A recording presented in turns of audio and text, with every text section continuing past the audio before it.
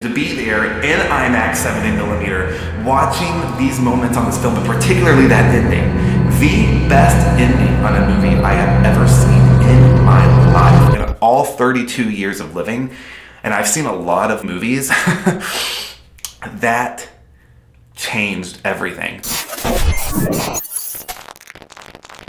Hello, everybody. You don't really see me do this very often, but I'm trying to be more present on this channel regularly and consistently, so that way the algorithm likes me a little better since I'll be posting more regularly, and then as I release films, I'll post them.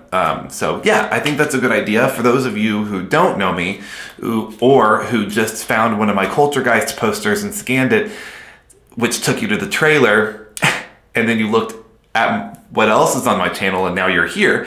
My name is Gregory.Siegel. I am a filmmaker, and I primarily create films specifically for YouTube, so that way everybody can enjoy the art of cinema together. I thought that a good way to kick off this whole thing would be to talk about the 15 movies that I have seen this summer in theaters and rank them. So let's get into this. First of all, I think it's important to note, that was not a fart, by the way. That was my shoe, my sandal. It's right here, see?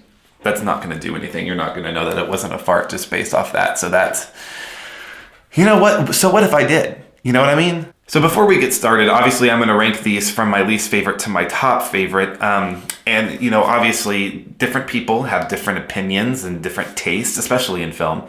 So I just wanna note that, some of my opinions might be different than yours, and that's okay. We don't need to start a firing squad in the comments because we have different opinions. Some of my opinions here might be surprising, at the very least. So the first movie that we're gonna discuss today is actually one of the more recent additions, one of the ones that has basically been closing out the summer season, and that is The Haunting in Venice. The Haunting in Venice was my least favorite film to watch this summer. And the reasons why, because the movie I don't think was bad. I should have enjoyed it. I really should have. The concept of this one was interesting because it was like a, combination of a whodunit murder mystery mixed with like this haunting story. So I'm gonna try not to put any particular spoilers in here. I'm gonna try to keep it very surface level in some of these things I'm talking about, because it's not like a review of one particular movie. I'm talking about a bunch of them, 15 of them to be exact. If there's like a twist or anything, I'm not going to talk about it, and if I need to, I will specify. So the first 15 to 20 minutes of this film were great. Honestly, I thought it was being set up to be something truly great. I really, really loved Michelle Yeoh's part in this. Once they got to where the seance was or everything, the seance happened, which was an amazing scene. I loved it. It was so thrilling. And then from that point forward, once like the murder happens and the mystery starts, from that point forward, snooze fest. I think I fell asleep 3 times, and like everything is so monotone, and I'm like, this is the opposite of what we were being set up to feel this movie was. And then I think that's why I disliked it. But the cinematography is beautiful, and so at least there's that. The acting was great. The script was really well written. There was just tonal problems. Really, that's what really did it in for me. All right, so the next movie we're gonna be talking about is The Flash. Okay, so if I had only seen this film once, I probably would have moved it much higher on the list, because when I watched it the first time, I actually quite enjoyed it. But it wasn't until I saw it a second time with my husband that I really started to notice a lot of the problems. And sometimes sometimes that's enough. Watch a movie a second time, you're like, oh yeah. So with The Flash, the reason why that one is number 2 on this list is because it's just unfinished. A lot of the issues weren't even Ezra Miller. A lot of the issues were that in the middle of this production, there were things changing. James Gunn and Peter Safran took over the DC studios, newly formed, which I'll be talking about in another video later, by the way, when I have another video planned about that. And here we are. This is where we end up with a complete Frankenstein film of a movie that has a lot of problems. It's very unfinished. The CGI is terrible because it was rushed because they had to change a lot of stuff last minute. So there were some things about this movie that I enjoyed. Obviously, I think the highlight was really was Supergirl, Kara. I really liked her, but I feel like she was heavily underused, and I wish that they would have used her more. Also, I think that the relationship with Barry and his mother was very much a highlight. I cried both times I watched it from that. Moving on, the next one is going to be The Nun 2. This is going to be a quick one. The Nun was terrible. For those of you who watched the first one, it was very bad. And I think critics and audiences both agreed with that. Jesus Christ. That's how terrible it was.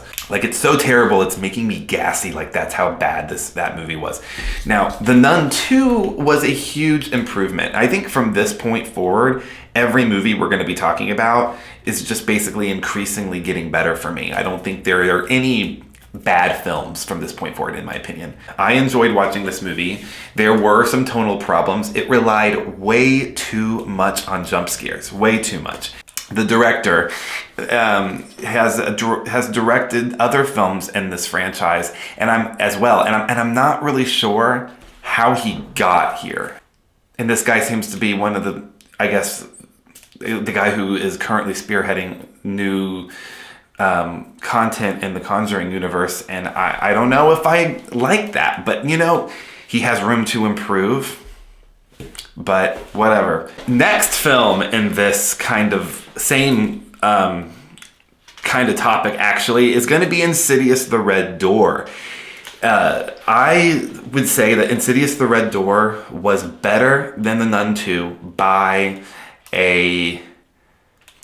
like maybe 2 or 3 notches. This is Patrick Wilson's directorial debut, and might I say, for a directorial debut, I think he did very well. And I would, the problems that I have with this movie aren't the directing. It's actually the script, it's the writing. And I don't think he wrote it, I'd have to double check, but the writing needs work. Patrick Wilson's directing in this was amazing. I honestly think that he should be the one spearheading the future of the Conjuring verse instead of Michael. That's just, again, my opinion. I think that for his first time directing a movie of this caliber, I think that he did great. The next movie we're going to be talking about is a little different. It's Strays. Strays was really cute. And I think anybody who is a dog lover would love this film. It was so adorable, but it was also really raunchy and really kind of, I got more than what I bargained for with this one. Like, I actually cried a couple times because I wasn't expecting there to be a message here. There was a really strong message of the bond between a dog and a human. And it was really well done. I really enjoyed this. And there were some really funny moments. And then there were a lot of moments that I just felt weren't necessary, didn't really need to be there. I just felt like they were trying to make space. But overall, this was a great film. And if you haven't seen it and you aren't easily offended, I would go check it out. Next is Hypnotic, which is a movie that probably most people haven't even heard of. It was in theaters a couple months ago, earlier on in the summer. And it was, this is not a normal movie for Robert Rodriguez. But it definitely has that kind of campiness that he's really known for in some instances. I really enjoyed this. Obviously, there are other movies I enjoyed more, but I really liked this movie more than I thought I would. And it had a really cool twist. And I'm not going to talk about it here for those of you who want to see it. But I will say that it was very Nolan-esque. A lot of people have criticized this film for basically being a Christopher Nolan wannabe film, or Robert Rodriguez trying too hard to be Christopher Nolan. And I would agree to some extent in maybe the story, that it is kind of like a low-rent Nolan film. I loved it. I really did. Obviously the script was not very strong. There were tonal problems. There were pacing issues. So it was a far cry from a perfect film, but I was entertained, to say the least. The next film we're going to be talking about now is Blue Beetle. Blue Beetle was worlds better than The Flash in almost every way possible. And there were things about this movie that, in my opinion, are kind of an antidote to the problems that we're having with Marvel right now, with this kind of forced diversity. There was nothing about Blue Beetle that was forced, in my opinion. Everything felt so natural. The characters were likable, and yes, they were kind of sitcom-y at times. Even with that, it was the dynamic between these characters are so, there's so much love, so much care put into these characters. I'm not usually a George Lopez fan, but he was one of my favorite characters in this. I loved everything about this, and it was just, you know, diversity in film that actually felt natural. And I think that's why I responded to it so well, because I was like, I don't feel like I'm going to a dissertation. I feel like I'm watching a movie, and it's entertaining, and it was great. I really, really love this. This is one of my favorite DC films in a while, and if this is any indication about what DC is going to look like moving forward, I'm into it. However, I don't think it is, because this was produced before the takeover of Gunn and Co. But the character Blue Beetle is going to be the first DCU character, but it's not the first DCU film because it wasn't produced after the takeover, it was produced during. So I know that sounds a little confusing, but we will be seeing more of Blue Beetle, and I hope we see more of his family because I really, really loved it. The next movie we're going to be talking about, very briefly, because I don't know what else could be said about this film that hasn't already been said, Guardians of the Galaxy Volume 3. It was darker, it was grittier than the previous, Guardians of the Galaxy outings, and it was one of the first films in the modern age of Marvel that actually felt truly authentic. Marvel has been very hit or miss lately, and this was definitely a hit. But as a filmmaker goes, this was great, and he's made some great movies for Marvel. I just hope that he can do the same for DC. Okay, moving on. This is another movie that not a lot of people knew about when it hit theaters, and that is Blackberry. Blackberry was so good, so good. It was a small, independent, Canadian film that talks about the history of the BlackBerry phone, and it's done in a way that's really funny and really creative, and it was just wildly entertaining from beginning to end. Like, I was very entertained. I'm already a tech guy. I'm making a movie about computers currently, so it's like, I'm into this kind of stuff. So obviously, this was kind of like up there with like The Social Network and stuff like that for me. Like, I really enjoyed it. Yeah, that's how you're going to get a lot of that from me. I'm so sorry in advance. Spider-Man Across the Spider-Verse was chaotic and a dopamine overload, but it had a lot of heart.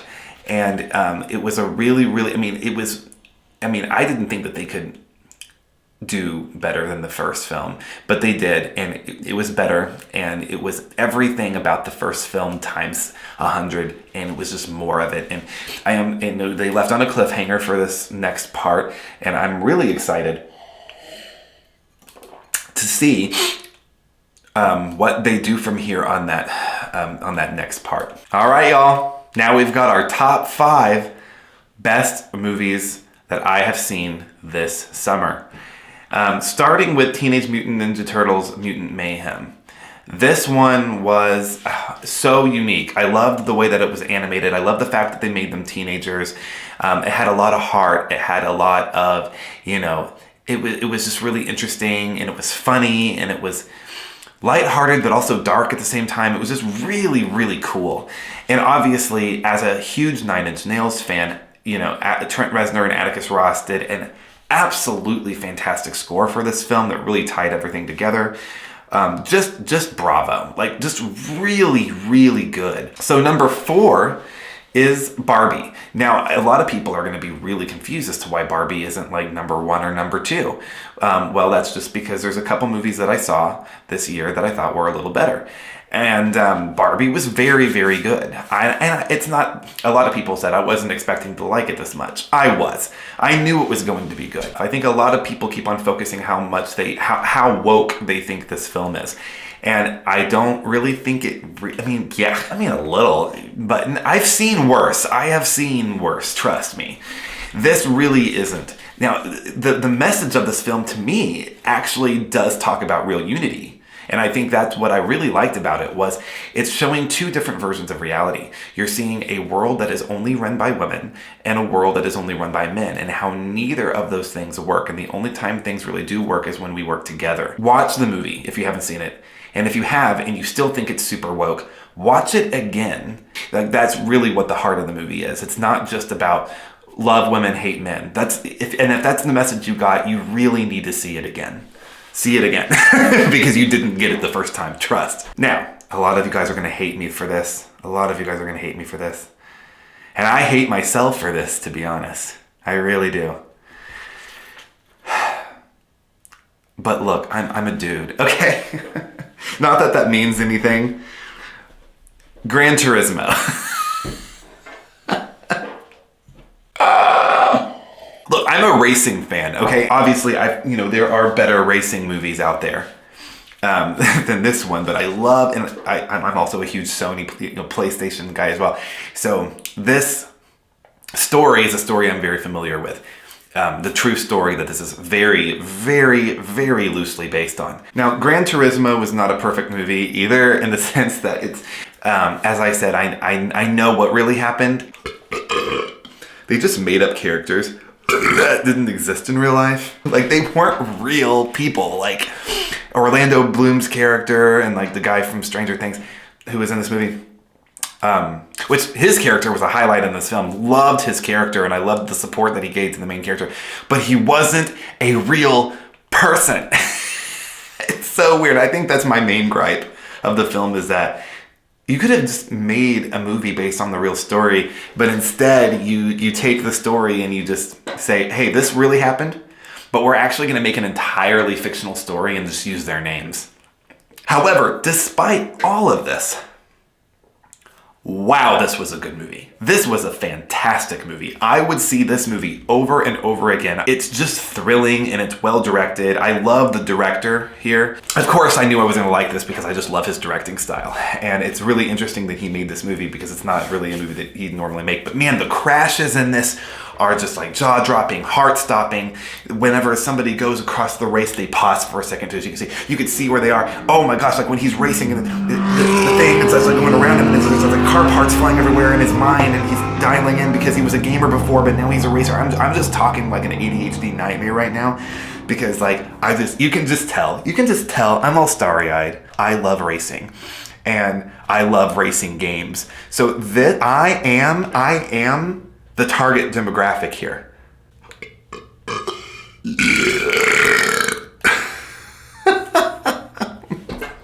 So yeah, I put it over Barbie. Sue me. As much as I loved the Barbie movie, it wasn't made for me. It wasn't like, and I really enjoyed it. But Gran Turismo was made for me. Number 2 is Asteroid City. Asteroid City was absolutely phenomenal. I have 0 gripes about this film.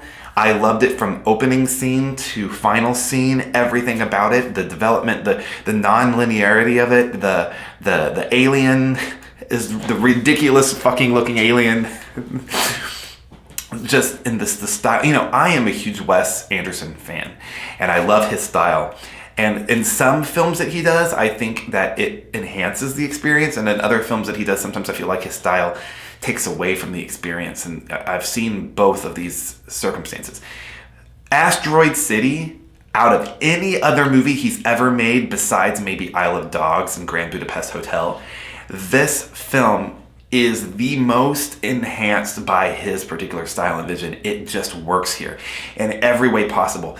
It is a beautiful film. It is a love letter to UFO culture. The whole movie is a play. that's happening that we're watching. So we're seeing two different stories here. What's going on during the play and what's going on during the production of that play. And the characters are playing the actors are playing two different characters. They're either in black and white or in color.